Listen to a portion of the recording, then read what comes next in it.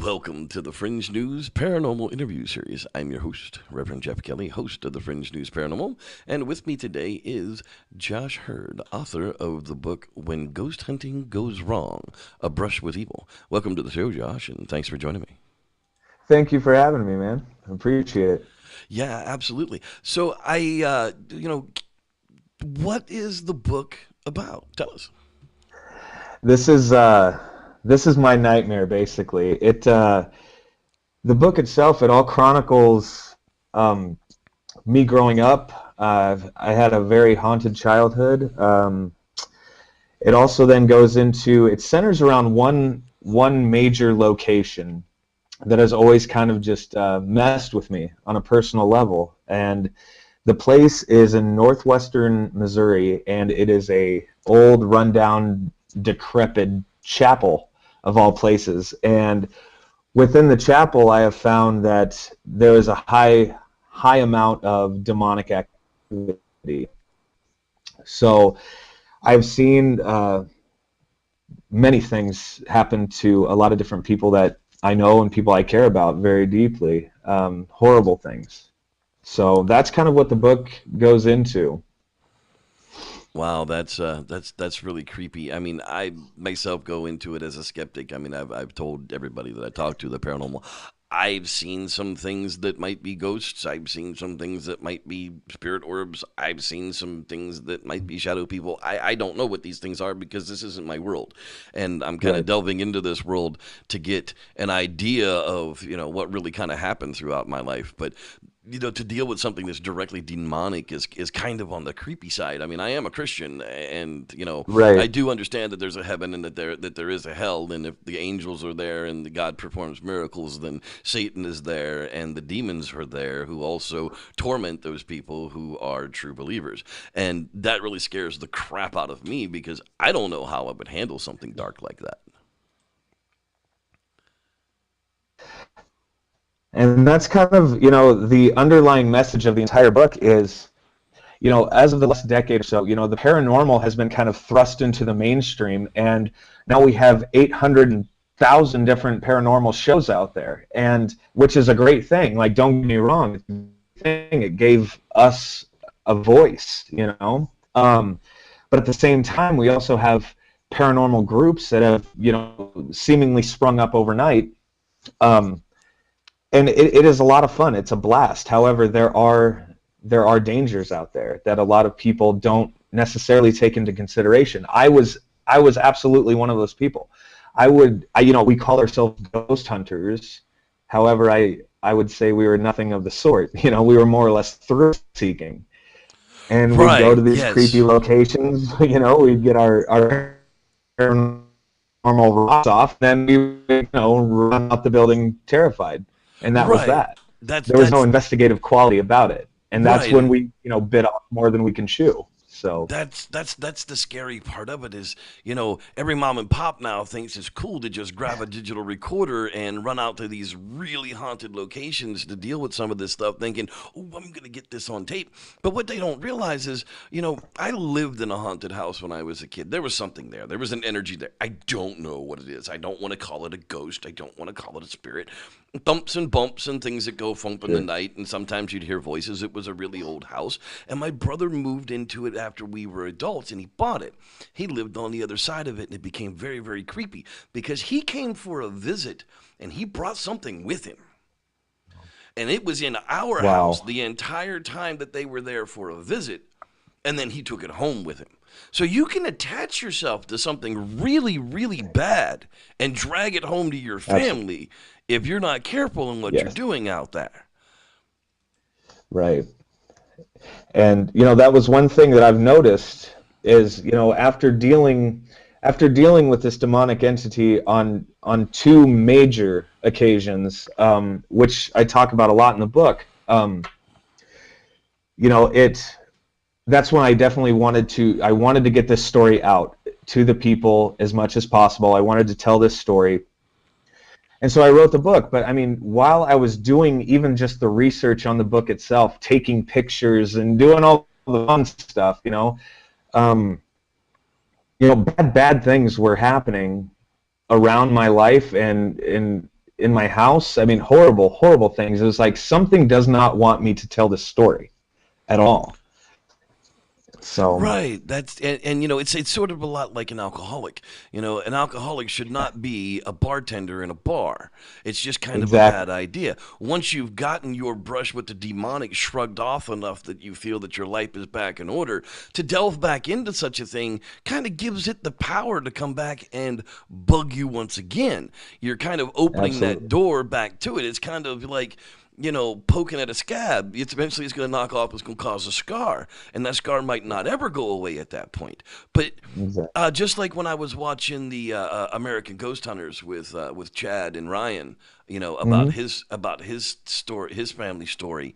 Some stories just have to be told, and some people are willing to take those chances and put forth that type of effort to make sure that the story does get out there and that people understand that there can be really scary things out there that bother you.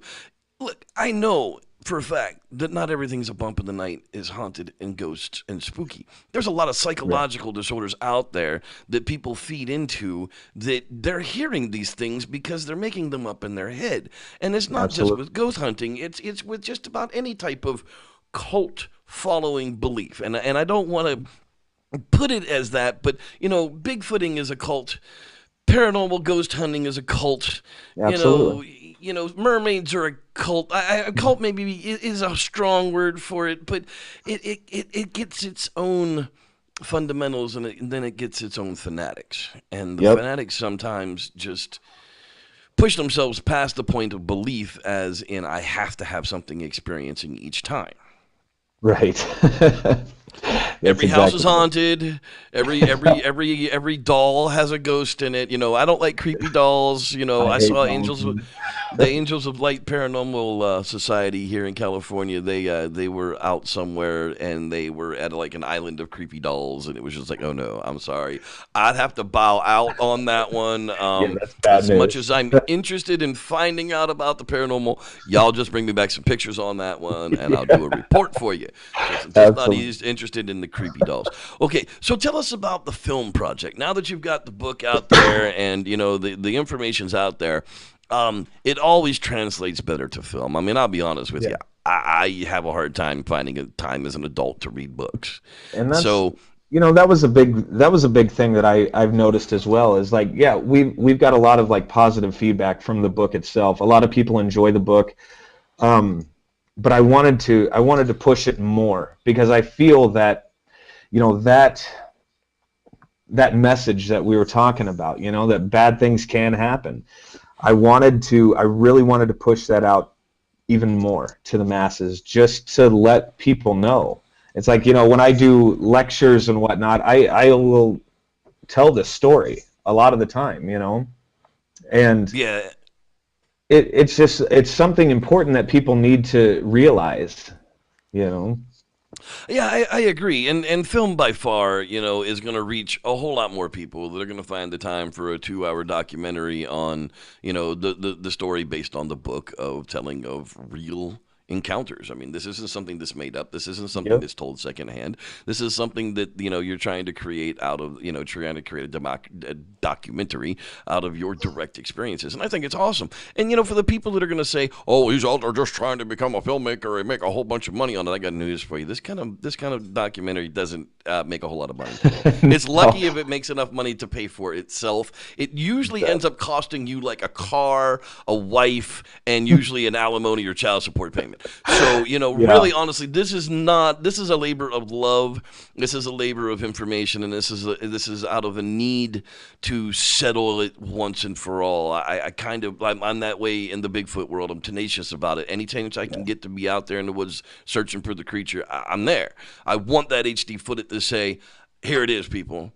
You Hmm. know, I want those pictures. I want those DNA samples. I want to say proof. You wanted proof? Here it is. I'm not trying to convince anybody. I don't tell people stories. I don't go around and lecture people that Bigfoot is real. I don't care. I tell people when you're out in the woods, be careful. They're out Yeah, there. That's all I'm going to say about it. exactly. Ghosts, something, spirit, energy, bad or good, something happens to people. They experience it. And I Right. think the film project's definitely a really good idea. Where can we find out more information about the film project? The film project, we're actually launched a a hatchfund.org. It's a crowdfunding website similar to like a Kickstarter campaign. So if you go over to hatchfund.com or .org, I should say, you can do a search for me or just the title, When Ghost Hunting Goes Wrong, and you should be able to find it right there. Like I said, this ghost hunting thing, like you mentioned earlier, people like to throw it in your face a little bit and say, "Oh yeah, he's just out to make money." Well, it's really not what it's about. It's like No. like you said, it's a labor of love, and it's just something that I'm insanely passionate about. I had a nice little phone conversation yesterday with a bunch of the TV people, is what I call them, and ended up getting in a shouting match with them because it was like all they look at is dollar signs, and it's like, that's not what I'm about, man. That's really not what I'm about.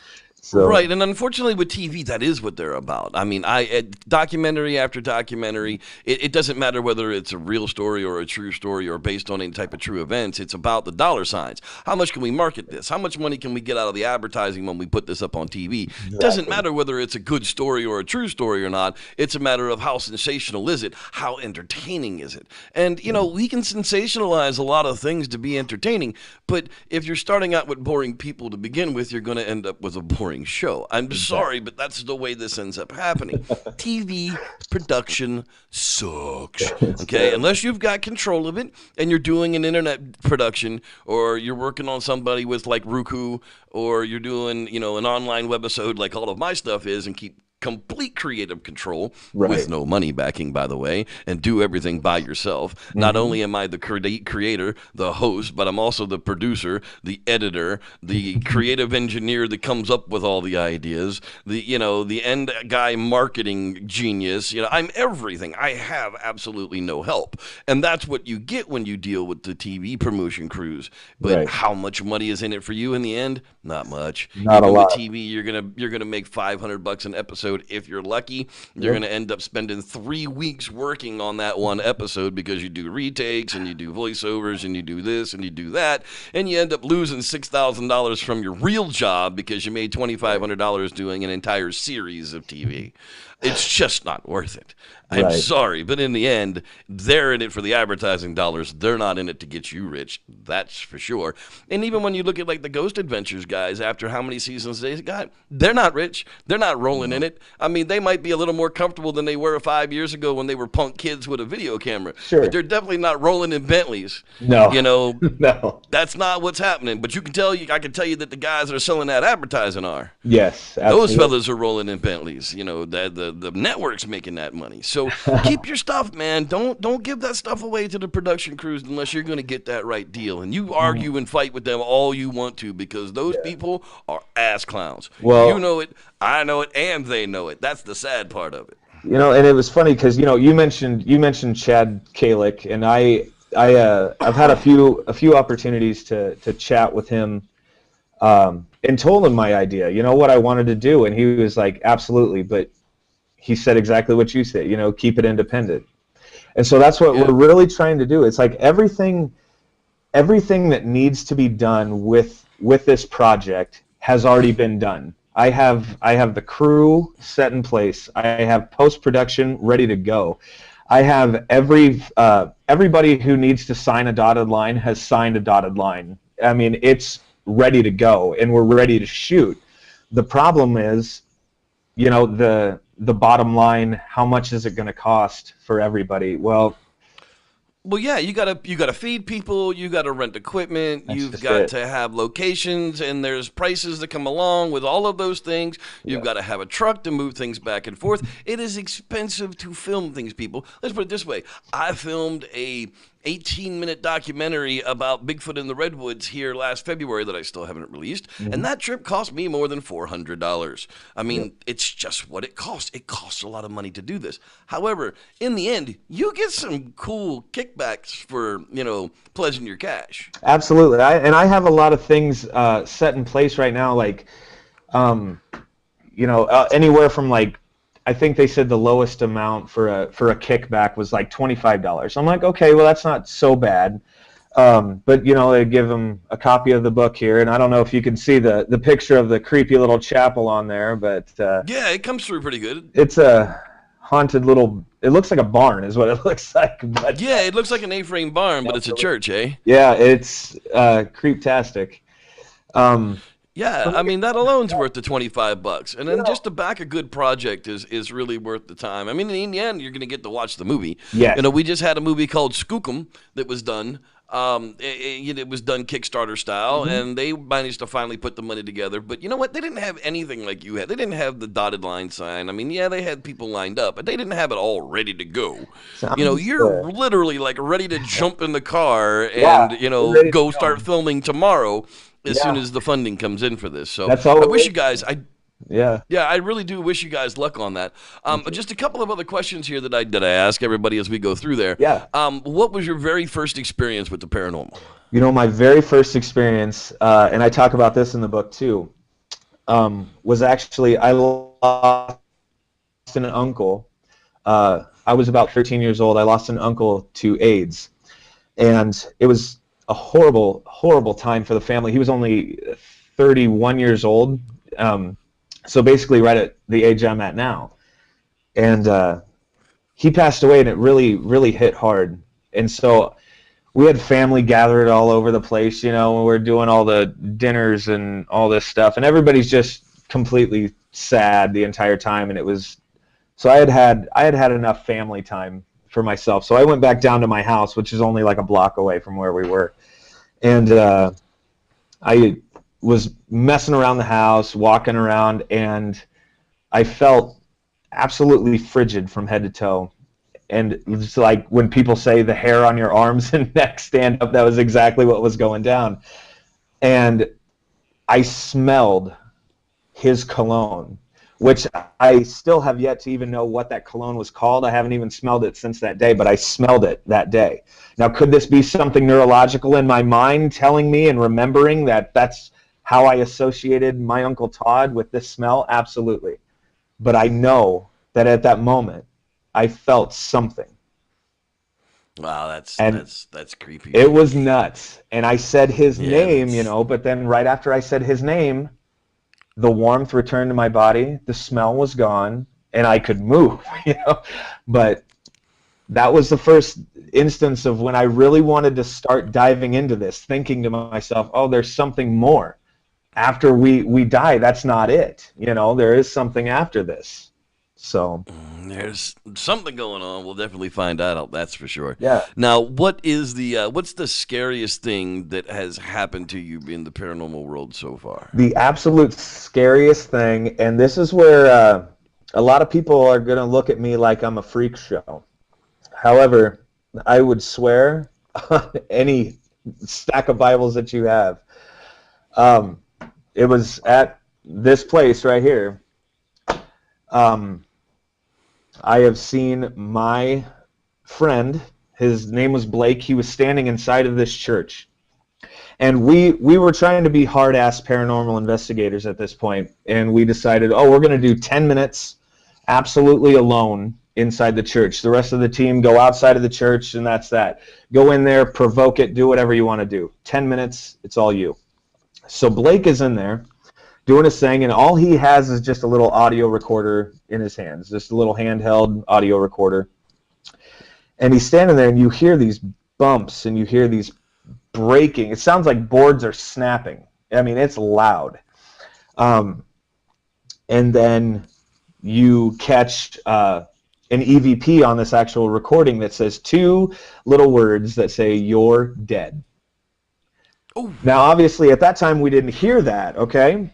We didn't hear it, but this was a very deep, gravelly, nasty voice. And then you hear... well, that never... Oh, man, it was terrifying. But then you hear Blake turn. You can hear him shuffle, and he turns towards the big opening of that barn. And he takes 2 steps that you can hear, very distinct. It's a wood floor. And then you hear a choking sound. The choking sound was actually my friend Blake being tugged from the back of his hood on his sweatshirt out the window. Now, in this building, there are three three windows on either side of this building and two in the back. You can see daylight if you look carefully. You can see daylight through there. At that Right. moment, you could not see your hand in front of your face. It was that black inside of the church. All of the light inside of this church was absolutely gone. But my friend flew out of this window, which was just a frame, no glass was involved. But he flew out of this frame like Hollywood style. I would not have believed it myself unless I was standing right there. It was like gun battle style with the shotgun flying backwards. Woo! It was ridiculous. And so he's standing, Wow. After he gets to his feet, he stands there, and he still has this audio recorder in his hands rolling the entire time, thank God. And he's absolutely frozen solid. He cannot move. We're screaming at him like, get in the car, let's get out of here, Definitely had our fill of fun for the evening. But yeah, so I'd say that'd be pretty damn scary. Absolutely. And I mean, so that was kind of like the whole thing that started it with me wanting to do this film. Is that's kind of where the book ends. That's pretty much the climax of the book, but I wanted to go a little farther with the movie. And I wanted to take that original team back for one final investigation of this chapel. And I wanted... Oh, now see, that would be excellent. Dude, see, you combine the two there. Yeah, that's definitely a project I can get behind. That just sold me right there. I like that. I like that whole idea a lot.